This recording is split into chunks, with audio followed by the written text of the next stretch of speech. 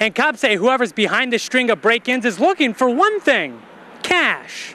Here in Petoskey, this is one such shopping center with a dozen or so businesses that all had to go without power for most of the morning. Well, it's now become a community effort, helping more than 50 people who have become homeless. 7 and 4's Greg Angel's been on the scene since that fire almost began last night. Good evening, Diana. Here at the Alpine House apartment complex in Gaylord, it's a very different scene tonight compared to one night ago. Just last night, there was fire and smoke pluming from the tops of these buildings.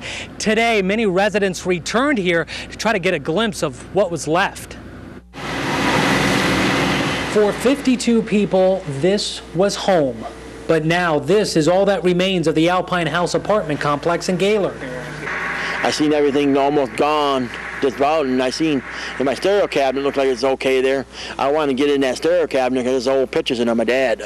Residents returned trying to get a glimpse of what remains, with hopes of being able to salvage something, anything.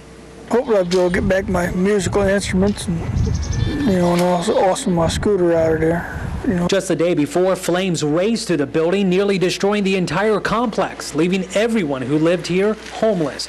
Chief Dave Duffield of the Otsego County Fire Department says it's believed lightning struck the southern portion of the building, igniting the blaze. While most were left with nothing, a few rooms were saved. We did a trench cut to stop the fire from spreading into we saved about 2/3 of the D wing, which is the north wing. But no one will be living here anytime soon, as the entire complex is considered to be a total loss. And fire crews were on the scene until about 2:45 this morning. They left for a while and returned at about 7 o'clock to keep an eye on some hot spots in the area. Now, according to Chief Dave Duffield of the Otsego County Fire Department, he says while the likelihood that it was lightning that started this fire, a fire marshal will still be on hand to conduct a thorough investigation. That's expected to take place at least for a couple of days. One other side note, during my time here, I have talked to a handful of residents. Unfortunately, they all tell me that none of them had any kind of renter's insurance. That's the latest. Reporting live from Otsego County, Greg Angel, 7 and 4 News. So there's trees on the house, trees on my shop, there's trees down all over. In West Branch, Jack Hayward spent much of the day cleaning up after a string of weekend storms raced through the area. I was outside, so I went to sit in my van to stay out of the rain till it stopped and go back and do what I was doing. But seconds after getting into his van, a tree came crashing down, caving in the roof, bringing with it active electrical lines. I didn't have a clue. This happened so fast. I was just sitting in there, just waiting until the rain stopped. The storm caused extensive power outages. The wind ripped off roofs and even tossed this truck on its side. The driver was in the truck, and I just barely started getting in the truck, and a tree branch hit me in the arm, and I looked up and seen a funnel cloud. Down the road at a local convenience store. Had a couple gals working last night, and the one looked out the window and told the other one to run, and they ran, and one gal did see the funnel cloud, and before the one gal could get in the cooler, it hit the store. And with winds up to 70 to 80 miles per hour, some folks believe they had just survived a tornado. But officials at the National Weather Service say that this damage here was actually caused by what's called straight-lined wind.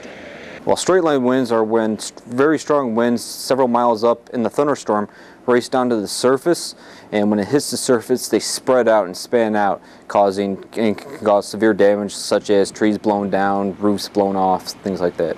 Early estimates put damage costs between $3 and $4 million. But despite how it may look, folks like Hayward are keeping their thoughts on the positive.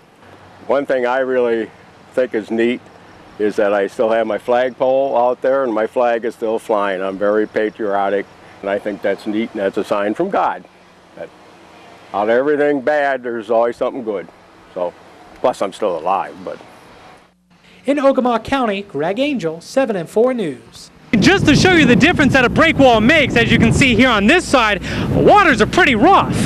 And here on the other side, the water is much calmer, although the wind is still whipping up just as much. Now, most of the work being done out here is not being done in plain sight. Think of the break wall as like an iceberg. The bulk of it, about 80%, is underwater, and that is where most of the work is being done. Vice President Joe Biden was in Kalamazoo Friday to announce billions of dollars in stimulus money for Michigan. Biden was joined by the state's heavy hitters in government, including Senators Debbie Stabenow and Carl Levin, along with Governor Jennifer Granholm. The closures include 3 prisons from southwestern and mid-Michigan, along with 1 facility in the Upper Peninsula, marketed and sold. Meanwhile, President Obama is also calling Iran's contested presidential election a sign that change is possible in the Middle Eastern country. Duberg had been missing for 13 days when her body was found Friday in a shallow grave just behind me. I'm told she was wrapped in plastic. Police couldn't comment any further as to the condition of the remains, but I'm told now that the autopsy results are in, this is definitely being considered a homicide. Furthermore, he says he doesn't know why the DDA would want to build a bike path here when just across the street here is already an existing snowmobile path. But it's not just about students in the classroom. Growing just as quick as enrollment for online courses, which McGinnis says gives students the ability to complete the courses, but on their own schedule. Of the Eastern Conference Finals. To the highlights we go. Cleveland down. Dwight Howard gets to work early. Turkoglu drives the lane and hooks a pass to Howard for a 2-hand slam. Look at that. 8-6 Magic. Well, from the hard court to the cold court, in just a bit, the Red Wings will be getting back to work against the Penguins. This less than 24 hours after the two squared off in Game 1 of the NHL Finals. We've got highlights. First period, Brad Stewart sends the puck off the boards and behind the net. It bounces back to flex off of Marc-Andre Fleury. And in for the goal. Red Wings are now 1-0. To be fair, I came here to Independent Bank to find out why the church was never notified and to ask why is the bank foreclosing on the church even though they continue to make their monthly payments on the loan. Monster Gold employees I spoke with off camera say they tried working with Kohler to resolve the situation. Now those same employees are dealing with the Gaylord City Police Department after it was discovered that Monster Gold failed to obtain an operating permit. In of itself, that is a 2-year felony. And other than the big storms that roll through and the big waves crashing through, here's the other cool thing about this exhibit. Nowhere will you find any of those please do not touch signs. As a matter of fact, the folks here say not only do they want this exhibit to be very informative, they also want it to be very hands-on.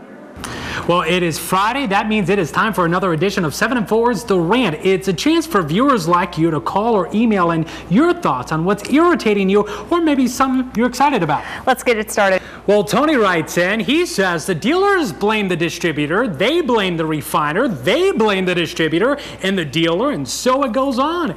They have so many ways of jerking us around. If there was ever a reason to nationalize an industry, this is the group. Now, to add to their frustrations, just last night, gas jumped again. It's now up to $2.95 a gallon at many stations here in the area.